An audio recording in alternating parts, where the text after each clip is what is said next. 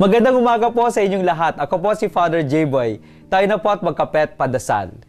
Sa pagkakaroon ng minimithi at layunin sa buhay, ang ating mga puso ay nakahandang makamtan nito.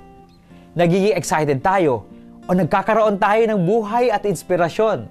At itinatakda na natin ang ating mga panahon sa pagpaplano at pagpapaganap nito. Kung nais mong mag-abroad, isa-isa mong hinahanda ang lahat ng pangangailangan upang matupad ito. At bawat hakbang palapit sa pinapangarap ay nagpapaliyab sa ating mga puso.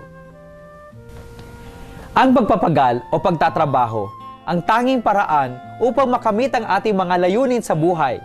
Sabi ni San Pablo, pagsikapan ang ating kinakain.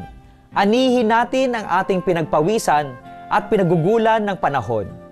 Hindi dapat ikahiya ang anumang trabaho dahil nagbibigay ito ng karangalan sa tao.